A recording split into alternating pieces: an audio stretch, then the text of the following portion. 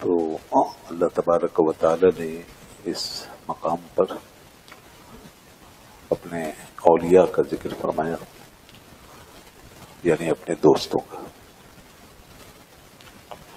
اللہ کے دوست کتنے بڑے لوگ ہوں گے دنیا میں، جب کسی بڑے آدمی کی دوستی انسان کو مل جاتی ہے، مثلا کسی بادشاہ یا سلطان یا کسی وزیر کی، تو انسان اس دوستی پر فخر کرتا ہے اور اس دوستی کی وجہ سے معاشرے میں عزت پاتا ہے۔ تو جب دنیا میں بڑے لوگوں کی دوستی انسان کی عزت کا باعث بن سکتی ہے اور لوگوں کے دلوں پر اس دوستی کی وجہ سے اس آدمی کی ہیبت قائم ہو سکتی ہے اور اس کا لحاظ کیا جاتا ہے، تو پھر جو اللہ کا دوست ہے اس سے بڑھ کر پھر کس کی عزت ہونی چاہیے اور اس سے زیادہ کس کی ہیبت ہونی چاہیے۔ لہذا اس سے بڑھ کر اللہ کے بندوں میں ایسے بندوں سے زیادہ معزز کوئی اور ہو نہیں سکتا، اور ان سے زیادہ شان و شوکت والا بھی کوئی اور نہیں ہو سکتا۔ تو اللہ کی نسبت سب سے بڑی نسبت ہے، اور جو اللہ رب العزت کی قدر کو جانتا ہے وہ اس کی نسبت اور اس کے تعلق کی قدر کو بھی ضرور جانے۔ یہ بڑا سیدھا سا اصول ہے، اس میں کوئی ایسی پیچیدہ بات ہی نہیں کہ جو اللہ کی قدر کو جانتا ہے وہ اس کی نسبت اس کے تعلق کی قدر کو ضرور جانے، اور جو اللہ کی قدر کو نہیں جانتا تو پھر وہ اس کے دوستوں کی کیا قدر کرے گا، اسے اولیاء اللہ کا کیا پتہ چلے گا اور کسی اور کی کیا وہ عزت کرے گا۔ تو اس قاعدے اور اس قانون کے تحت آج جن دلوں میں اولیاء اللہ کی عظمت نہیں ہے اور ان سے محبت نہیں ہے، تو یہ بات طے ہے کہ ان کے دلوں میں، ایسے دلوں میں اللہ کی عظمت بھی نہیں ہے اور اللہ تبارک و تعالی کی محبت بھی نہیں ہے۔ اب چاہے انسان اپنی زبان سے لاکھ حمد کرے اور ہر وقت تسبیح پھیرے اور اللہ اللہ کرتا رہے، عبادتوں میں مستغرق ہو جائے اور کتنا ہی ذوق و شوق کا وہ اظہار کرتا ہو، جس کے دل میں اللہ والوں کی محبت نہیں اس کے دل میں اللہ کی محبت نہیں آ سکتی، جس کے دل میں اللہ کے دوستوں کی قدر نہیں ہے اور اس کے دل میں اللہ کی قدر کبھی پیدا نہیں ہو سکتی۔ جیسا کہ قرآن پاک میں اللہ تعالیٰ نے فرمایا، اور اس آیت کا یہ مفہوم بھی نکلے گا جو میں نے عرض کیا، فرمایا وما قدر اللہ حق قدری، اور انہوں نے اللہ کی قدر نہیں کی جیسا کہ اس کی قدر کرنے کا حق ہے۔ تو خدا کی قدر کرنے کا جو طریقہ ہے وہ یہی کہ اس نے جس کی قدر ہمیں بتائی ہے اس کی قدر ہم کریں۔ خدا کی قدر کرنے کا طریقہ یہی ہے کہ جسے اللہ نے عزت دی ہے اسے ہم عزت دیں۔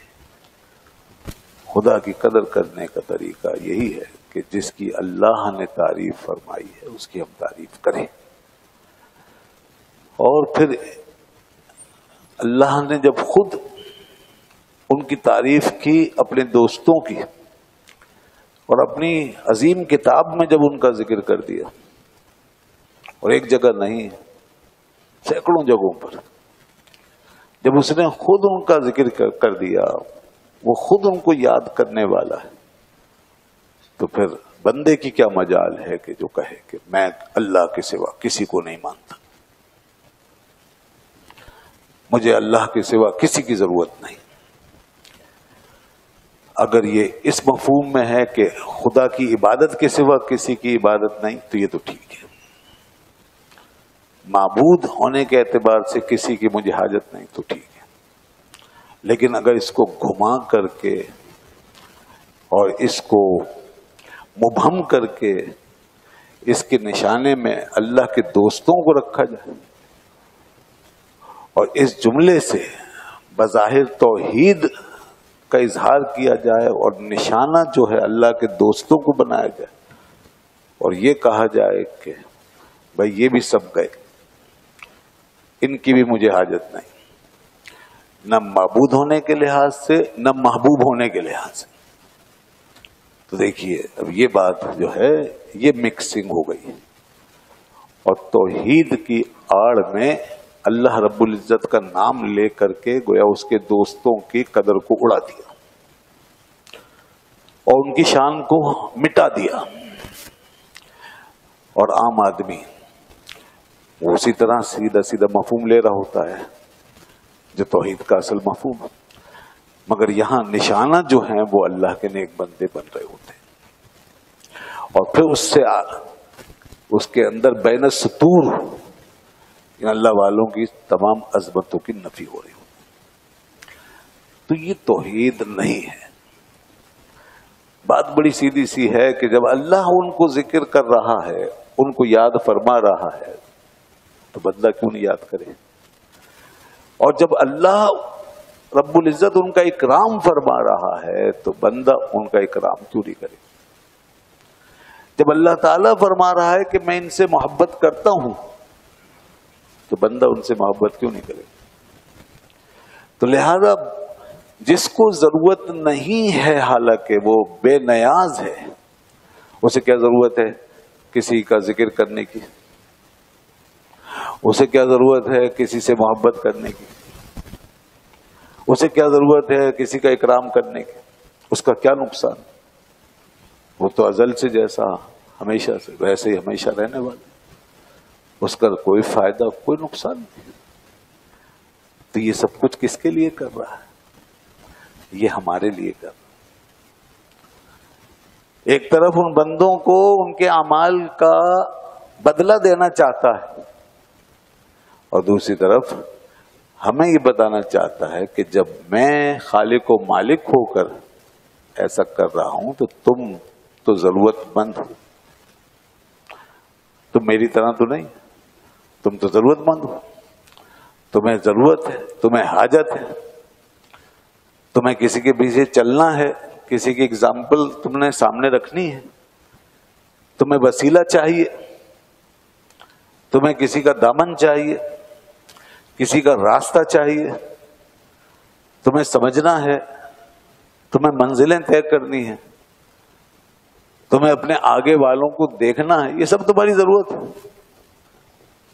تو جب تمہیں اس چیز کی ضرورت ہے تو تم کیسے کہہ سکتے ہو کہ ہمیں ضرورت نہیں؟ جب تم محتاج ہو تو پھر یہ بات کوئی نہیں کہہ سکتا کہ ہمیں کسی بندے کی، کسی ولی کی، کسی غوث کی، کسی کتب کی کوئی ضرورت نہیں، ہرگز نہیں۔ اس میں دین سے بہت دوری ہے۔ چاہے دین کے مطابق سارے اعمال کوئی بجا لائے لیکن اندر اپنے فہم میں، ادراک میں، قلب و باطن میں وہ دین کی روح سے نکل گیا، اور جب آدمی کا من دین کی روح سے خالی ہو جائے تو باہر کے سارے اعمال صرف ایک خول کی طرح ہیں جس کے اندر وہ خود بند ہو گیا ہے اور دوسرے اس کو دیکھ کے صرف دھوکہ ہی کھا رہے ہیں۔ اس میں بڑی خرابی ہے۔ ایسی صورتحال میں ایک باعمل آدمی سے کہیں زیادہ بہتر ہے بے عمل آدمی۔ جی ہاں، کیونکہ بے عمل آدمی جو ہے اس کا جو ظاہر ہے وہی باطن ہے، اور اس کا سب کو پتا ہے کہ یہ چیز اس کی غلط ہے، اور ایسا باعمل آدمی جو دین کی روح سے خالی ہے اس کا نہیں پتا کسی کو کہ اس کے اندر کیا ہے۔ اب اس کے پیچھے جب چلنا شروع کرتے ہیں لوگ تو وہیں پھر کتنے لوگوں کا دین خراب ہوتا چلا جاتا ہے۔ تو ایک ہے دین کا عمل اور ایک ہے دین کی روح. اور دین کی روح جو ہے وہ آتی ہے باطن کے تعلق سے، جس میں ہمارا شعور صحیح ہونا چاہیے، ہماری فکر درست ہونی چاہیے، ہمارے جذبات جو ہیں وہ صحیح ہونے چاہیے، راہ راست پر ہونی چاہیے، ہماری کیفیات وہ شریعت و دین کی روح کے مطابق ہونی چاہیے، ہمارے احساسات اس کے مطابق ہونا چاہیے. تو انسان کو اپنے من میں یہ محسوس کرنا ہے کہ اللہ کی قدر کرنے کا طریقہ کیا ہے. جس کو ہم سجدے کر رہے ہیں اس کی قدر کیا ہے، جس کے لیے ہم روزہ رکھ رہے ہیں اس کی اصل قدر کیا ہے، جس کے نام پر ہم تسبیح پڑھ رہے ہیں، ہر وقت ذکر کر رہے ہیں، اس کی قدر. تو اس لیے پھر یہ قدر اسی طرح ہوگی جیسے میں نے بتایا کہ اللہ نے فرمایا میرے دوستوں کو ان سے محبت کرو، میرے دوستوں سے محبت کرو. میرے اولیاء ہیں، اللہ نے ان کو اپنا دوست خود ڈکلیئر کیا ہے. جی وہ ہم سے بھی نہیں کہہ رہا کہ تم کرو گے تو پھر میں کروں گا، نا، اس نے خود ہی اپنے طرف پہلے خود کیا، پھر ہم سے کہا آپ تم کرو. فرماتے فاذکرونی اذکرکم، میں یاد کرتا ہوں ان کو، یحبہم ویحبونہ، میں محبت کرتا ہوں ان سے. اللہ ولی الذین آمنوا، میں ان کا دوست ہوں، وہ میرے دوست ہیں، میں ان کا دوست ہوں. اور ایک بخاری شریف کی جو حدیث ہے اس سے بالکل واضح ہو جاتا ہے سارا مفہوم. نبی پاک صلی اللہ علیہ وسلم نے فرمایا، حضرت ابو ہریرہ رضی اللہ عنہ سے روایت ہے، آپ نے فرمایا کہ جب اللہ کو اپنے کسی بندے سے محبت ہو جاتی ہے، جب اللہ کو اپنے بندے سے، کسی سے، کوئی ہو، لاکھوں میں ہو، کسی زمانے میں ہو، کسی قوم میں ہے، کسی قبیلے میں، زمین کے کسی خطے پر، جب اللہ کو اپنے بندے سے محبت ہو جاتی ہے تو پھر اللہ تبارک و تعالی جبریل کو بلاتا ہے. جبریل کو حکم ہوتا ہے حاضر ہو جاؤ. جبریل بارگاہ رب العزت میں حاضر ہوتے ہیں اور ان سے اللہ تعالیٰ فرماتا ہے، اے جبریل فلاں میرا بندہ ہے، مجھے اس سے محبت ہوئی ہے، میں اس سے محبت کرتا ہوں. اے جبرائیل اب تم بھی اس سے محبت کرو. یہ دیکھیے باب، پہلے وہ محبت کر رہا ہے، پھر اس کے بعد حکم دیتا ہے، اے جبرائیل اب تم بھی اس سے محبت کرو. عشق اول در دل معشوق پیدا می شود. عشق تو پہلے پیدا اسی کے یہاں ہوا ہے، محبت پہلے وہی فرماتا ہے. تو فرماتا ہے کہ مجھے اس سے محبت ہے، جبرائیل تم بھی محبت کرو. یہ محبت شروع ہو رہی ہے آسمانوں سے. پھر حکم ہوتا ہے جبرائیل جاؤ اور تمام ملائکہ کے اندر اس محبت کو پھیلا دو. آسمان کے جتنے فرشتے ہیں سب اس سے محبت کرتے ہیں. یہ کیا ہو رہا ہے؟ یہ توحید کا درس ہے. یہ اس ذات کی طرف سے چلا ہے یہ درس جو خود توحید ہے، سراپا توحید. توحید اسی ذات کو ماننے کا نام. وہ فرما رہا ہے جاؤ پرچار کرو. اور فرشتے جبکہ ہر وقت اس کے ذکر میں ڈوبے ہوئے ہیں، ہے کہ نہیں؟ ہر وقت فرشتے کیا کر رہے ہیں؟ اللہ کو یاد کرتے ہیں. ان کی تسبیح و تحلیل معلوم ہے نا، ان کی تسبیح و تحلیل وَنُسَبِّحُ بِحَمْدِكَ وَنُقَدِّسُ لَكَ.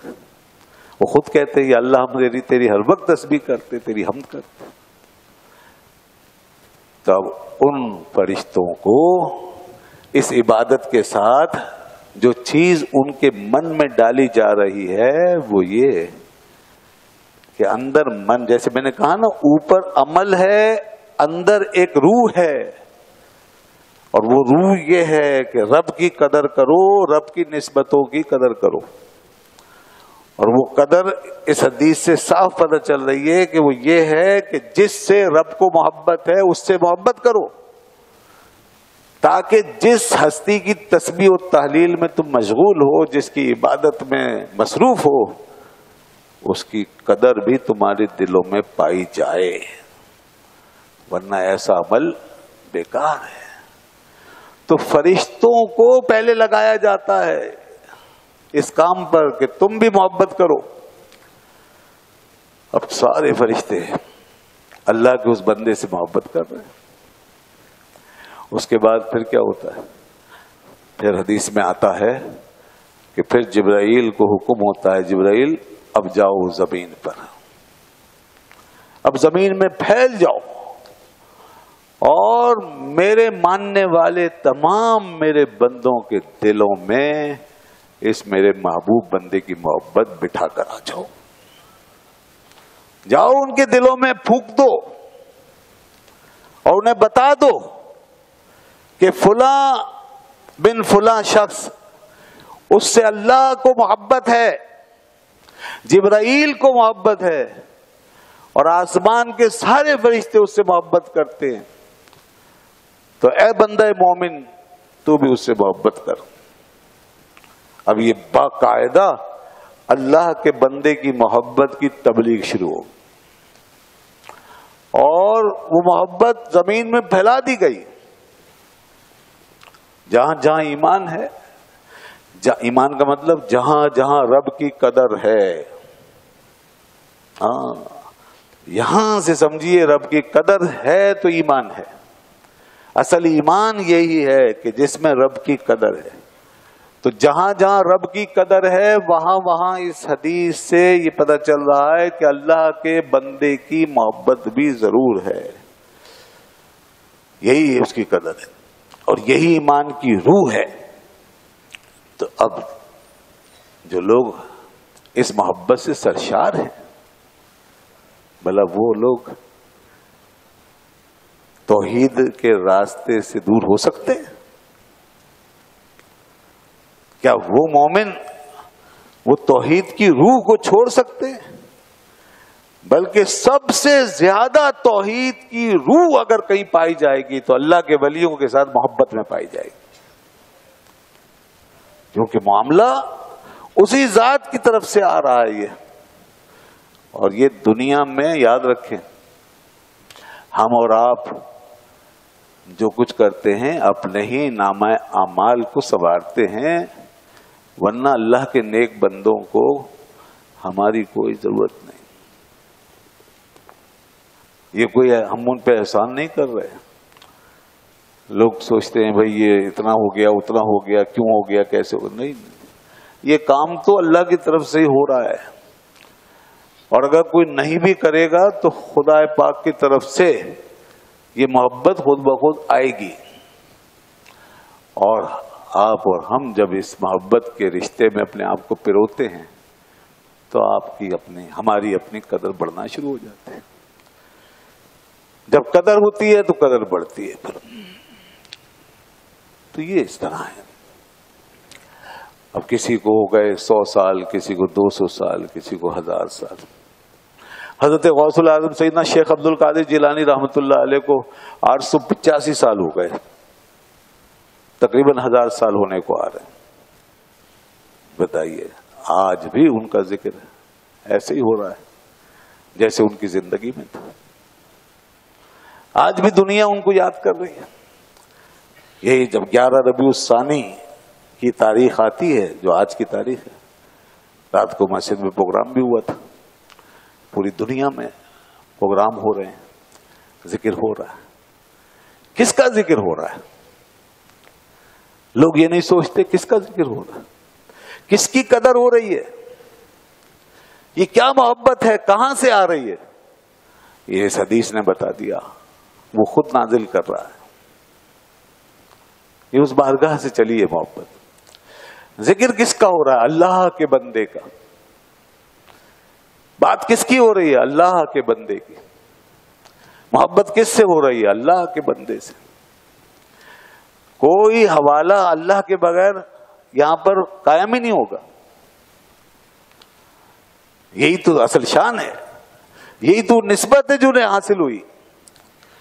لوگ مال والے کا ذکر کرتے ہیں، لوگ عہدے والوں کا ذکر کرتے ہیں، لوگ وزارت والے کا ذکر کرتے ہیں، لوگ حکومت والوں کا ذکر کرتے ہیں، لوگ سلطنت والوں کا ذکر کرتے ہیں۔ الحمدللہ ہم اللہ والوں کا ذکر کرتے ہیں، ہم اللہ والوں کی بات کر رہے ہیں۔ اور خدا کی شان دیکھو، نہ کسی بادشاہ کا دن، نہ کسی سلطان کا، نہ کسی وزیر کا، نہ کسی صدر کا، کسی کا دن نہیں۔ یہ اللہ کی شان، کسی کا دن نہیں مناتے آپ۔ تاریخ میں کتنے بڑے بڑے بادشاہ گزر گئے، کیسے کیسے مقتدر بادشاہ، بڑی بڑی سلطنتوں کے مالک، کیسے کیسے سپہ سالار، امیر، امراء اور مشہور نامور لوگ، مگر کسی کا دن نہیں۔ دن ہے تو اللہ والوں کا دن، یعنی جس عقیدت و محبت سے دن منایا جاتا ہے اللہ والوں کا، کسی کا دن۔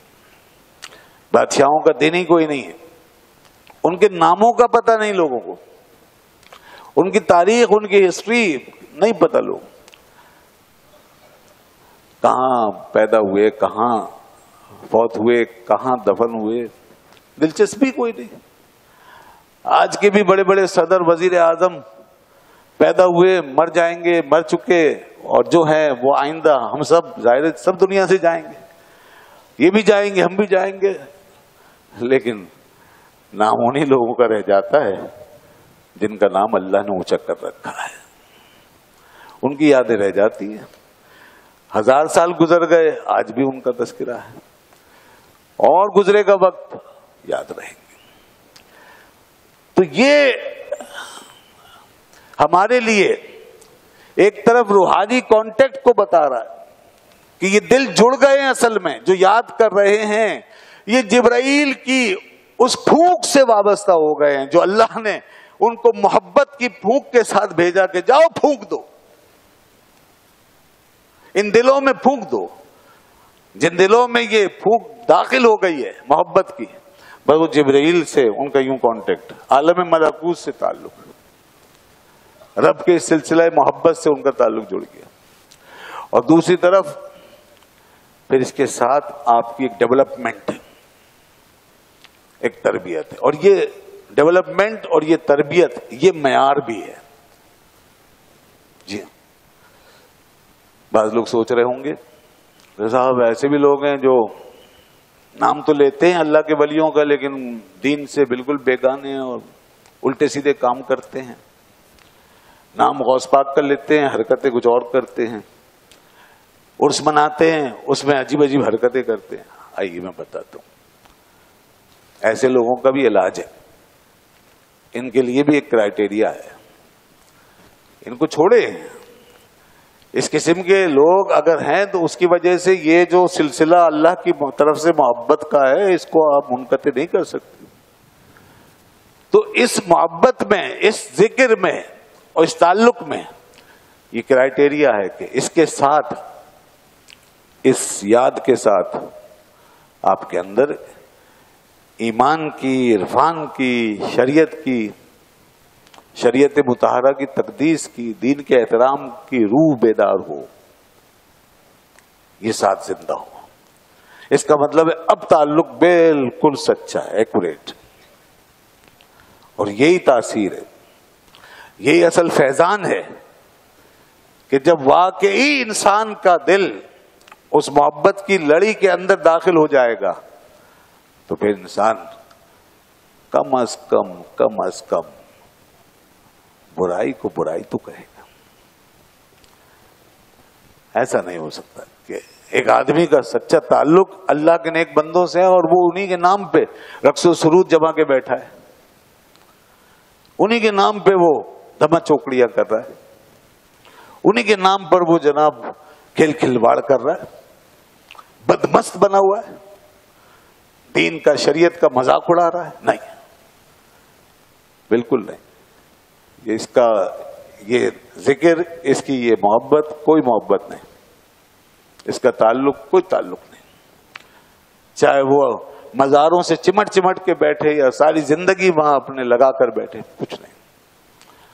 چاہے بڑا قادری چشتی سہروردی نقشبندی بناؤ، کچھ نہیں، یہ سب بیکار ہے۔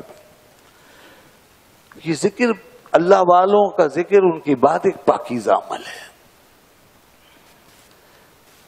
اس کا اصول سیدھا سیدھا اصول یہ ہے، دنیا میں جس سے بھی انسان وابستہ ہوتا ہے اور جب اس کو یاد کرتا ہے تو اس کی وجہ سے اسے محبت ہوتی ہے، یعنی جس وجہ سے یاد کرتے ہیں نا آپ، اس وجہ سے آپ کو محبت ہوگی، اس ریزن سے آپ کو محبت۔ جیسے آپ جب مالداروں سے، مثال دے رہا ہوں، جب پیسے والوں سے، مالدار لوگوں سے، اغنیاء سے محبت کرتے ہیں ان کے مال کی وجہ سے، اور ان کو آپ یاد کرتے ہیں، تو یہ محبت اور یہ یاد کرنا آپ کا بڑا خالص ہوتا ہے، بڑے دل سے ہوتا ہے۔ یہی وجہ ہے فوراً آپ کے دل میں مال کی محبت پیدا ہوگی، بالکل ہوگی۔ آپ اپنے لیے بھی وہ چیز ضرور چاہیں گے، تبھی تو آپ للچا رہے ہیں، اور تبھی تو اس وجہ سے آپ وہ بات کر رہے ہیں۔ آپ کو اگر آپ اپنے حکمرانوں سے محبت کرتے ہیں، عہدے و منصب پہ بیٹھے ہوئے لوگوں کو آپ یاد کرتے ہیں اور ان کی بات کرتے ہیں، تو آپ کو لازمی طور پہ ان کے عہدے اور منصب سے محبت ہوگی، کیونکہ اسی وجہ سے آپ ان سے محبت کر رہے ہیں۔ آپ نے بڑے اخلاص سے ان کی بات کی، ان کو چاہا، تو لازماً اس چیز سے بھی آپ کو محبت ہو۔ آپ کو اگر کسی ماہر، کسی ہنرمند، کسی صاحب فن سے محبت ہے، شاعر سے محبت ہے، تو آپ کے دل میں شاعری کی محبت ضرور آئے گی، کیونکہ اس کو آپ اس لیے چاہتے ہیں کہ وہ شاعر ہے۔ ادیب سے محبت ہے تو ادب کی محبت ضرور آئے گی۔ کھلاڑی سے محبت ہے تو کھیل کی محبت ضرور آئے گی۔ جس وجہ سے محبت ہے، یہ ساری محبتیں خالص ہیں، اس لیے ضرور ان کے پیشے سے، ان کے ہنر سے، ان کے منصب سے، ان کی دولت سے بھی محبت آپ کریں گے۔ بس اسی طرح اللہ والوں سے جو محبت کی جاتی ہے تو صرف اللہ کی وجہ سے کی جاتی ہے۔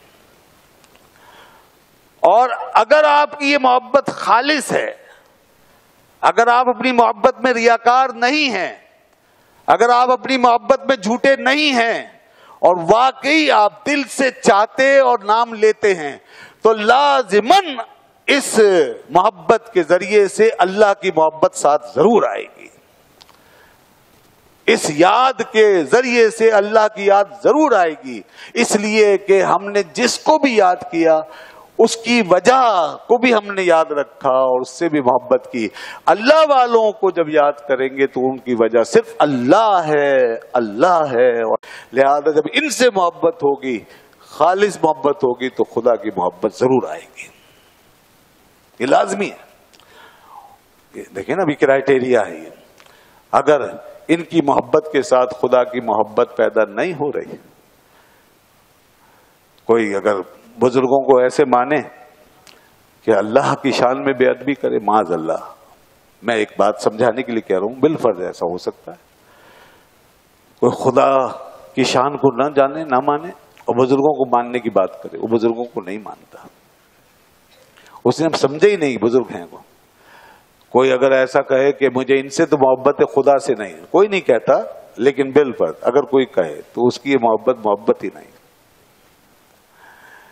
کوئی ان کی طرف مائل ہو کے خدا کی طرف مائل نہ ہو، یہ ہو ہی نہیں سکتا، اس لیے کہ دوستو ان کا حوالہ صرف ایک ہی ہے، ان کی وجہ صرف ایک ہی ہے، وہ ہے اللہ کی ذات، بس لازمی طور پہ یہ خدا کی طرف پہنچانے والے۔ تو اس لیے ضروری ہے، اب یہ بات بھی ضروری ہے، وہ جو پہلے میں نے کہا کہ ان کی قدر ضروری ہے، ورنہ خدا کی قدر قائم ہی نہیں۔ پھر ان کے ساتھ اخلاص کے ساتھ تعلق ضروری ہے۔ تو ہمیں اصل میں اصلاح یہاں کرنی ہے کہ بھائی ماننا تو ہے، لیکن اس طرح مانو اور ان کی اصل قدر کو پہچانو۔ اور جہاں شریعت کے خلاف ہو تو وہاں اصلاح کرنی ہے کہ دیکھو جی شریعت کے خلاف ایک کام نہیں ہو سکتا۔ نہ یہ کہ لوگ بڑی عجیب باتیں کرتے ہیں، بعض دفعہ کہتے ہیں جی کیا ضرورت ہے، شرک ہے، نام لے لیا شرک ہے، ادب کیا تعظیم کر لی شرک ہو گیا، ادب سے کھڑے ہو گئے شرک ہو گیا، کوئی محفل کر لی بدعت ہو گیا۔ نہیں، یہ چیزیں شریعت کے خلاف نہیں ہیں، اس میں کہیں شریعت منع نہیں کرے، نام لیں ذکر کریں۔ جب قرآن پڑھتے ہیں الحم سے بدناس تک سینکڑوں آیتیں آتی چلی جائیں گی اللہ کے ولیوں کے بارے میں، کہیں ان کی شان، کہیں ان کی کرامت، کہیں ان کا کوئی حال، کہیں ان کا مقام، کہیں ان کا اجر، کہیں ان کا ثواب، کہیں ان کا عمل، کہیں ان کی زندگی، کہیں ان کی وفات، کہیں ان کی روحانی معاملات، کہیں ان کی آخرت، کہیں ان کی جنت، کہیں خدا کا قرب، یہ سب مضامین قرآن میں موجود ہیں جا بجا۔ تو اس لیے ہم اگر اپنی زندگی میں فزیکلی ایسے لوگوں کو پاتے تو ہم یقیناً ان کی بارگاہوں سے تعلق پیدا کرتے، اور اب جبکہ ان ہستیوں کو گزرے ہوئے زمانہ گزر گیا تو اب ان سے دلی اور قلبی تعلق، ان کی یاد قائم۔ انسان جو ہے وہ اپنی مثالوں سے سیکھتا ہے۔ خدا دین کیا ہے؟ دین خدا کے اخلاق کا نام ہے، دین خدا کے اوصاف کا نام، دین خدا کے محاسن کا نام۔ اصل منبع اور سرچشمہ دین میں صرف اللہ کی ذات ہے۔ خدا نے چاہا کہ میرے اوصاف، میرے اخلاق، میری کریمانہ صفات، میرا جمال، میرا جلال، اس کا پرتوب دنیا میں پایا جائے، لوگ اس کو پائیں۔ وہ چاہتا ہے لوگ میری طرح جیسے میرے اوصاف ہیں ان اوصاف کو اپنائیں۔ ایک حدیث میں آتا ہے تخلقوا باخلاق اللہ، تم اللہ کے اخلاق اپناؤ، خدا کی صفات اپناؤ، خدا کی صفات اس کے اخلاق کو تم اپناؤ۔ مطلب وہ کریم ہے تم کریم بنو، وہ رحیم ہے تم رحیم بنو، وہ دیتا ہے تم بھی دو، وہ لوگوں سے محبت کرتا ہے تم بھی محبت کرو، وہ اپنے دوستوں کو پسند کرتا ہے تم بھی اس کے دوستوں کو پسند کرو، وہ اپنے دشمنوں سے نفرت فرماتا ہے تم بھی اس کے دشمنوں سے نفرت کرو۔ یہ اللہ کے اوصاف۔ اسے جلال آتا ہے تم بھی جلال پیدا کرو، حق کے راستے میں باطل کے سامنے جلال اپناؤ، ہیبت قائم کرو اپنی، دنیا کو بتاؤ کہ تمہاری ہیبت اور تمہارا جلال کیا ہے۔ یہ جلال خدا بندی کا مظہر بنو، وہ جمال والا ہے تم جمال پیدا کرو، اپنوں کے لیے کریم النفس ہو جاؤ، مظلوموں کا سہارا بن جاؤ، بے نواؤں کی نوا بن جاؤ۔ یہ اللہ کے اوصاف ہے، اس لیے فرمایا تخلقوا باخلاق اللہ۔ اور اللہ تعالیٰ اپنے ان اخلاق عالیہ کا مظہر سب سے پہلے اپنے نبی کو بنا کے بھیجتا ہے۔ بس اس کا نبی جو ہوتا ہے وہ ہوتا ہے اتھارٹی، سب سے زیادہ مکمل اور شفاف آئینہ پیغمبر کا ہوتا ہے، اور وہاں وہ فیصلہ کن اور قطعی اور ڈیسائسو جو پیغمبر کے آئینہ حیات میں عکس جلوہ گر ہے، بس وہ خدائی اخلاق ہے۔ اور ساری دنیا کا اخلاق جب اس آئینہ نبوت سے میچ کرتا ہے تو وہی معتبر ہوتا ہے، اور جو اس آئینہ نبوت سے اس میں منعکس ہونے والے عکس سے میچ نہ کرے وہ اخلاق خدا بندی نہیں ہے۔ اس لیے فرمایا پھر اللہ نے کہ میرے پیغمبر نے جو کچھ دیا وہ لے لو، اور حضور نے بتایا ادبنی ربی فاحسن تادیبی، لوگوں میری تربیت میرے رب نے خود فرمائی ہے، مجھے اپنے قرب میں اپنے اخلاق کا، اپنے جمال و جلال کا مظہر بنایا ہے، مجھ میں یہ عالی صفات پیدا کی ہیں، اور بہترین طریقے سے مجھے سجایا ہے، مجھے بنایا ہے، مجھے سنوارا ہے، فاحسن التادیبی، بہترین طریقے سے. کہ اس کے بعد وہ خود فرماتا ہے لقد کان لکم فی رسول اللہ اسوۃ حسنہ. اب یہ انسان کو ماڈل چاہیے، اس لیے یہ سب کیا. ہم اللہ کو دیکھ نہیں سکتے، ہم خدا کو پا نہیں سکتے، فزیکلی اس کے سامنے آ نہیں سکتے. ہمیں ماڈل چاہیے، اللہ نے ماڈل بنا کے بھیج دیا. اب کردار پیغمبر کا ہے، رنگ خدائی اخلاق کا ہے. ذات پیغمبر کی ہے، جمال و جلال خدا کے یہاں سے آیا ہے. سیرت رسول کی ہے، مگر اس کے جلوے وہاں سے آئے ہیں، وہاں سے بھیجے گئے. یہ زندگی رسول کی ہے، مگر اس میں علو، مرتبت، بزرگی، بلندی، پاکیزگی، یہ سب وہاں سے آئی ہے. یہ سب چیزیں وہاں سے آئی ہے. سیرت رسول کی ہے، زندگی رسول کی ہے. اب انسان اسی وجہ سے پھر محتاج ہوا کہ اب جتنا اب یہ رسول کا پیکر، یہی پیکر آگے بڑھا. اللہ کے نیک بندوں نے پھر اسی پیکر کو اپنایا. انہی کو اولیاء کہتے ہیں. وہی لے لے کر وہاں سے نور لے لے کے ہمارے پاس آ گئے. کچھ لوگ ایسے ہوتے رہے، اپنے آپ کو ڈھالتے رہے، حضور کے پیکر میں ڈھالتے رہے. اتنا ڈھالا، ہر آدمی کی بس کی بات نہیں ہے کہ اتنا آگے تک جا سکے. اس لیے تو وہ آگے بڑھ گئے. ان پہ اللہ کا کرم ہے، انہی کو اللہ نے اولیاء اللہ کہا ہے. سب کو تو نہیں کہا، انہی کو اولیاء اللہ کہا ہے. انہی کے لیے فرمایا ہے. جو قرآن میں خاص آیتیں آ رہی ہیں، جو خاص انعام آ رہا ہے، سب برابر نہیں. تو لہذا یہ آ گئے پھر ماڈل ہمارے پاس، ہمارے اور نزدیک آ گئے.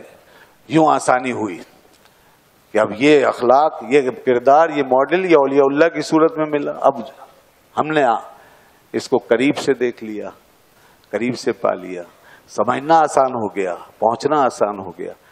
پھر اس سے لوگوں نے استفادہ کیا، اور یوں یہ خدا پاک کے جمال و جلال کے آثار پھیلتے چلے گئے، یہ انوار پھیلتے چلے گئے، یہ اخلاق پھیلتے چلے گئے، یہ پاکیزگی پھیلتی چلی گئی. تو انسان محتاج ہے. ہماری ضرورت ہے، جتنا ہم دور ہیں اتنا ہی قریب سے دیکھنا چاہتے ہیں. آج اس صدی میں، اس دور میں ہمیں ایسے لوگ چاہیے. وہ دور بڑا محروم اور بدقسمت ہے جہاں ایسے ماڈل کم سے کم ہو جائیں، اور لوگ جو ہیں ایسے پیدا ہونا بند ہو جائیں کہ جو سیرت و سنت کے آئینہ دار ہوں، جو اللہ کے ذکر و فکر کے حامل ہوں، اور اللہ والی شانیں، اللہ والوں کی شانیں ان میں جلوہ گر ہیں. ہر دور میں ہیں، مگر ہر دور میں کم ہو رہی ہے نسبت، ریشو کم ہو رہا ہے.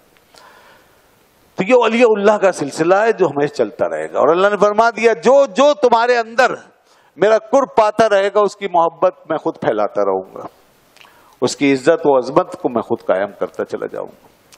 اس لیے آج بھی اگر ہمارے اندر جو نیک لوگ ہیں، الحمدللہ ایمان والے ان کی عزت کرتے ہیں، قدر والے ان کی قدر کرتے ہیں، اور جو جاننے والے ہیں وہ جانتے ہیں. ان کی قدر، اہل ایمان ضروری ہے. قدر کرنے کے لیے اہل ایمان کے اندر ہماری زندگی ہو تو ہم ایسے لوگوں کے قریب ہوتے چلے جائیں گے. اور ایمان کی زندگی اگر کم ہو گئی ہے تو پھر ایسے لوگوں سے انسان دور ہوگا اور دنیا کے معاملات سے زیادہ قریب ہوگا. تو الحمدللہ یہ محبت اگر ہے آج اسلاف کی، غوث پاک کی محبت ہے، خواجہ صاحب کی محبت ہے، بڑے بڑے بزرگوں کی محبت ہے، تو یہ محبت یہ انہی ایمانوں کی ایک نشانی ہے. اور یہ دراصل وہی سلسلہ جو اللہ نے چلایا اپنی طرف سے محبت کو پھیلانے کا، اس سلسلے کے اندر شامل ہونے کا ایک وسیلہ ہے. تو اس محبت کی قدر کریں. حدیث پاک میں آتا ہے جو محبت اللہ کے لیے ہوتی ہے خالص، وہ محبت قبول ہوتی ہے. وہ محبت دنیا آخرت میں بھی قائم رہتی ہے. بلکہ قرآن پاک نے بھی فرمایا الاخلاء یومئذ بعضهم لبعض عدو الا المتقین، کہ قیامت کے دن جو ہے صرف یہ نیکی کا رشتہ قائم رہے گا، باقی سارے رشتے ٹوٹ جائیں گے. اور حدیث پاک میں آیا کہ یہ دو محبت کرنے والے جو اللہ کے لیے کریں گے، ان کو اللہ تعالیٰ مشرق و مغرب سے اٹھا کے بھی جوڑ دے گا.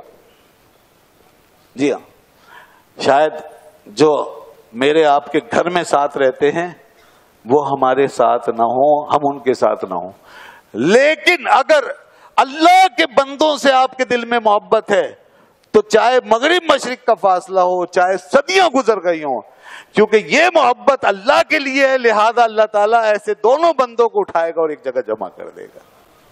جی ہاں، تو یہ محبت وہاں پہنچائے گی جو اللہ کے بندوں سے. کیونکہ ہم باقی جو محبت کرتے ہیں کم ہی ایسا ہے کہ وہ اللہ کے لیے ہو. آدمی اپنے رشتہ داروں سے محبت کرتا ہے تو اپنے لیے کرتا ہے. یا تو نیت کریں، پھر یہ سبق سیکھیں دین سے کہ یہ بھی اللہ کے لیے کر لیں، انشاءاللہ پھر ساتھ رہیں گے. بیوی بچوں سے محبت ہے، اللہ کے لیے کریں، پھر ساتھ رہیں گے. دوستی ہے تو وہ بھی دیکھیے اپنے کسی ذاتی مفاد کے لیے، ٹوٹ جائے گی. یہ جو لیڈروں کے پیچھے نعرے لگاتے پھرتے ہیں ہم، یہ بھی ہمارے سب سیاسی مفادات دنیاوی، یہ بھی چھوٹ جائیں گے. یہ جو اسکول لائف کی دوستیاں ہیں، کالج کی دوستیاں ہیں، اسٹوڈنٹ لائف کی دوستیاں ہیں، بعد کی دوستیاں ہیں، سب ٹوٹ جائیں گے. سارا لین دین تعلق ختم. ہاں، اگر آپ کے دل میں غوث پاک کی محبت ہے تو یہ کام آ جائے گی. اگر آپ خواجہ خواجگان سے محبت کرتے ہیں ضرور کام آئے گا. اگر آپ اللہ کے بندوں سے محبت کرتے ہیں، نیک لوگوں سے، آج بھی اگر کسی دیندار آدمی سے محبت کرتے ہیں، کسی کے دین کی وجہ سے، نمازی سے محبت کرتے ہیں اس کی نماز کی وجہ سے، کسی نیک آدمی سے محبت کرتے ہیں اس کی نیکی کی وجہ سے، آپ اس کے ساتھ جڑ جائیں گے. یہ محبت نہیں ٹوٹے گی، کیونکہ یہاں دین آ گیا بیچ میں، یہاں آ گیا اللہ کا واسطہ. یہ محبت نہیں ٹوٹے گی. قرآن نے کہہ دیا یہ ساری محبتیں جمع ہو جائیں گی، اور ایسی جمع ہوں گی کہ جب اللہ تعالیٰ ایک کو جنت میں بھیجے گا تو انشاءاللہ دوسرے کو بھی ساتھ ہی بھیجے گا، ساتھ ہی بھیجے گا. یہ محبت کام کی ہے، کم از کم یہ محبت کام کی ہے، کم سے کم درجے میں بھی کام کی ہے.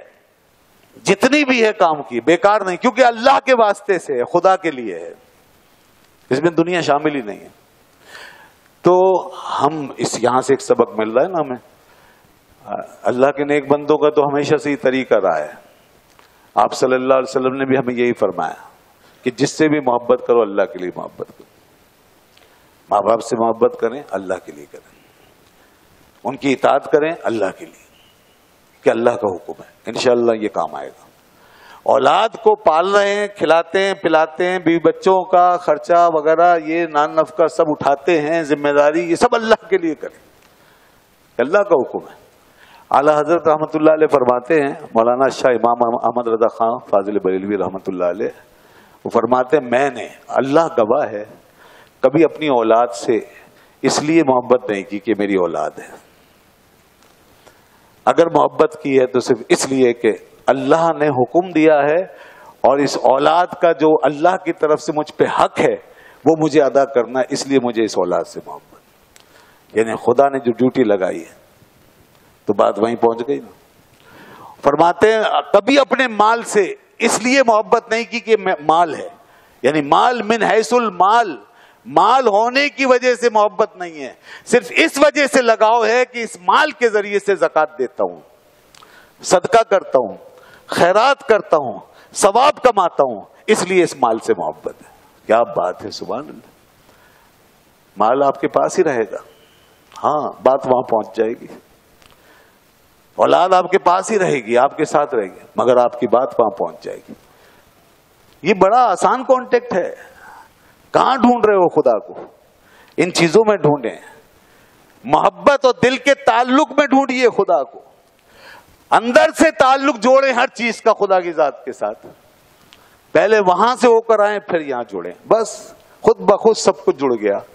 جو کچھ ہے وہ بھی یہی رہا اور تعلق بھی جڑ گیا. یہی تو دین کی خوبی ہے ہمارے، یہی تو دین ہے، یہی رسول اللہ صلی اللہ علیہ وسلم کی سیرت ہے. بس یہی اولیاء اللہ کا طریقہ. انہوں نے کر کے بتا دیا، بس اللہ والے کر کے بتا گئے، آسان کر گئے معاملے کو. ان کو دیکھ دیکھ کے چیزیں آسان ہو جاتی. یہ ہے فائدہ، اس لیے ان سے محبت. میں یہی بات عرض کر رہا تھا کہ وہ چیزیں ہمارے قریب آ رہی ہیں، ہمیں سہولت ہو گئی. ایک بزرگ نے اپنے کسی مرید سے کہا بس ٹائم بھی ہو گیا, میں نام آ گیا ہے, بزرگ کی بات آ گئی تو میں یہ بات مکمل کر لوں, بالکل ایک دم ہر چیز کلیئر ہو جائے. ایک بزرگ نے اپنے مرید سے کہا, کھانا تیار کروایا اور کہا یہ لے جاؤ, اور یہ دریا کے اس طرف, نہر کے اس طرف ایک فقیر بیٹھا ہوا ہے, وہ بھوکا ہے بیچارہ, اس کو کھلا کے آ جاؤ. تو اس نے مرید نے کہا حضرت وہ نہر بیچ میں ہے تو میں اسے پار کیسے کروں گا؟ تو انہوں نے فرمایا تم نہر پہ جا کے کہنا کہ مجھے اس شخص نے بھیجا ہے جو اپنی بیوی کے کبھی قریب ہی نہیں گیا, حالانکہ حضرت شادی شدہ تھے اور ان کے کئی بچے بھی تھے. تو انہوں نے کہا کہ اس طرح کہ اب یہ حیران ہوا کہ یہ بات تو ظاہر غلط ہے, لیکن بادب تھا, اس نے جا کے نہر پہ یہ بات کی کہ نہیں مجھے ان بزرگ نے بھیجا ہے. تو وہ نہر میں سے راستہ بن گیا, خود بخود راستہ بن گیا, وہ چلا گیا. ادھر گیا, واقعی ایک فقیر بیٹھا ہوا تھا, وہ فقیر کے سامنے اس نے کھانا رکھ دیا, فقیر نے کھولا اور کھا لیا. پھر اس نے واپسی کی راہ لی تو ان بابا جی سے پوچھا کہ حضرت مجھے واپس جانا ہے, بیچ میں نہر ہے تو کیا ذریعہ ہوگا؟ وہ کہنے لگے تم اس نہر پہ جا کے کہنا تمہیں اس شخص نے بھیجا ہے جس نے کبھی کچھ کھایا ہی نہیں. یہ نہلے پہ تیلا ہو گیا, پہلے یہ کنفیوژن تھی, دوسری اور آ گئی, کھایا نہیں, ابھی تو سارا کھایا میرے سامنے, سب صاف کیا اور کہہ رہے کھایا نہیں. خیر اب پھر ادب کیا اس نے, کوئی بات نہیں, آ گیا, پھر راستہ مل گیا. لیکن یہ بات اس کے دل کے اندر کانٹے کی طرح چبھی ہوئی تھی. اب اس نے کبھی موقع دیکھا تو اپنے شیخ سے کہا حضرت یہ بات اس دن ہوئی اور میں نے آپ کی کرامت بھی دیکھی, مگر یہ بات تو خلاف واقعہ تھی, آپ کی بھی اس کی. فرمایا تم سمجھے نہیں, ہمارا دونوں کا مطلب یہ تھا کہ ہم نے کبھی اپنی ذات کے لیے کچھ نہیں کیا, جو کچھ کیا اللہ کے لیے کیا, اللہ کے لیے کیا. ارے یہی واقعہ تو ہوا تھا جب غوث پاک کے والد ایک سیب معاف کرانے کے لیے اپنے ہونے والے سسر کے یہاں پہنچ گئے, شیخ ابو عبداللہ سومئی کے یہاں. ابھی سسر بنے نہیں وہ, اب یہاں سے تمید اٹھی, سیب کھا لیا تھا نہر میں بہتا ہوا, اور وہ ان کا تھا. اب جو خوف ہوا کہ یہ سیب تو کسی اور کا اور میں نے بغیر اجازت کے کھا لی, یہ تقویٰ آ گئے معاف کرانے کے. حضور یہ میں نے سیب, انہوں نے دیکھا یہ کوئی بہت ہی نیک, بہت شریف, بہت نیک آدمی ہے, سعادت مند. تو انہوں نے, ان کی بیٹی تھی جوان, وہ چاہتے تھے اس کے لیے کوئی اچھا ایسے ہی رشتہ کسی متقی شخص کا, بس انہوں نے ارادہ کر لیا دل. تو انہوں نے فرمایا کہ برخوردار تمہارا یہ سیب اور یہ گناہ معاف نہیں ہوگا, تمہیں میری ایک شرط ماننی ہوگی. کہا حضور فرمائیے, آپ جو کہیں گے میں کر لوں گا. کہا ہماری ایک بیٹی ہے, اس سے تمہیں نکاح کرنا ہوگا. کہنے کا اچھا, تو اور کچھ؟ کہا اصل میں لیکن تھوڑی سی تفصیل ہے, وہ بیٹی جو ہے ہماری وہ بڑی معذور ہے, اس کی آنکھیں نہیں, اندھی ہے, وہ ہاتھوں سے لولی ہے, پیروں سے لنگڑی ہے, اپاہج ہے, بالکل کانوں سے بہری ہے. وہ کہنے لگے اللہ اکبر, اس سے کیسے نکاح ہوگا؟ اب وہ بڑی پریشانی اندر ہی اندر. بہرحال ان کا, حالانکہ بہت تقوی والے انسان, بہت بزرگ انسان, ایک دم سے تو وہ انہوں نے ریئیکٹ نہیں کیا, لیکن انہیں بڑا سوچنا تو پڑا نا کہ اس کے ساتھ گزارا کیسے ہوگا. تو بالآخر انہوں نے کہا, اب دل پہ پتھر رکھ کے فرمایا ٹھیک ہے, کیونکہ آخرت کا خوف دامنگیر تھا, سیب کھا لیا تھا, اجازت ضروری. اب یہ ہوتا ہے اللہ والوں کا سینس کہ وہاں پکڑنا ہو جائے کہیں. تو کہنے لگے ٹھیک ہے حضرت جیسے آپ فرماتے ہیں, میں تیار ہوں. اب جب نکاح ہو گیا اور جب گئے ہیں, حضرت غوث پاک کے والد ماجد شیخ ابو صالح موسیٰ جنگی دوست رحمت اللہ, وہ حضرت غوث پاک سے شیخ عبد القادر جیلانی کی والدہ کے پاس, ان کا نام ہے فاطمہ ام الخیر ابد الجبار. جب وہ گئے ہیں پہلی رات کو اپنی نئی نویلی دلہن کے کمرے میں, تو ایک دم سے پلٹ کے واپس آ گئے ڈر کے مارے کہ میں کسی اور کے یہاں چلا گیا, شاید غلطی ہو گئی. باہر شیخ ملے, ان کے والد آپ کے سسر, کیا ہوا؟ کہا کہ میں شاید کہیں اور چلا گیا, وہاں تو ایک صحیح سالم ایک عورت بیٹھی ہوئی ہے, اور آپ نے تو بتایا تھا وہ معذور ہیں, ہماری جو ہونے والی بیوی تھی. تو فرمایا نہیں وہی تمہاری بیوی ہے, وہی میری بیٹی ہے, تمہارا نکاح انہی سے ہوا. کہا تو یہ سب کچھ آپ نے کیا بتایا تھا, پھر اس کا کیا مطلب؟ فرمانے لگے بیٹا بات یہ ہے میری بیٹی تمہاری تو آزمائش کرنی تھی مجھے، باقی جو کچھ میں نے کہا وہ اس مفہوم میں تھا کہ میری بیٹی اندھی اس لیے ہے کہ اس کی ان آنکھوں نے کبھی کوئی گناہ نہیں کیا، یہ ان آنکھوں سے اندھی ہے کہ اس نے کبھی کسی غیر محرم کو نہیں دیکھا، ہاتھوں سے لولی وہ اس لیے ہے کہ اس نے کبھی اپنے ہاتھوں سے کسی کو اذیت نہیں پہنچائی، پیروں سے لنگڑی اس لیے ہے کہ وہ کسی آج تک گھر کی چوکھٹ سے باہر نہیں نکلی، کانوں سے بہری اس لیے ہے کہ اس نے غیر محرم کی آواز نہیں سنی۔ میں نے اس سینس میں کہا، اس مفہوم میں کہا، یہ ہیں حضرت غوث پاک کی والدہ ماجدہ، وہ تھے والد اور یہ تھی والدہ، اللہ اکبر۔ تو اس لیے یہ وہ چیز دیکھیے کہ انسان جو ہے خدا سے تعلق قائم کر لیتا ہے جب اپنے ہر عضو کو، اپنے ہر سینسیشن کو، اپنی ہر حرکت کو خدا کی طرف موڑ دیتا ہے، تو اسی زمین پہ چلتے پھرتے لوگ خدا کے ہو جاتے ہیں۔ بس یہ اللہ والے ہم سے بہت آگے جا چکے ہوتے ہیں، ہمیں ان کے پیچھے پیچھے چلایا گیا ہے، اور قرآن میں یہی فرمایا وَاتَّبِعْ سَبِيلَ مَنْ أَنَابَ إِلَيَّ، تم ان کے پیچھے چلو جو میری طرف آ گئے۔ یہ قرآن ہے۔ قرآن فرماتا ہے وَكُونُوا مَعَ الصَّادِقِينَ، سچوں کے ساتھ ہو جاؤ۔ پھر قرآن فرماتا ہے پہلی سورت اور آج کا آخری پیغام اهدنا الصراط المستقیم صراط الذین انعمت علیہم، کتاب و سنت موجود ہے مگر پہلے ورق پر پہلی سورت میں قرآن میں لکھا ہوا ہے راستہ سیدھا انہی کا ہے جن پر اللہ نے انعام کیا ہے۔ کتاب و سنت موجود ہے اس لیے کہ کتاب و سنت کا راستہ انہوں نے طے کیا ہے، لہذا ان کے پیچھے چلو گے تو کتاب و سنت پہ چلو گے ورنہ نہیں چل پاؤ گے۔ وآخر دعوانا الحمدللہ رب العالمین۔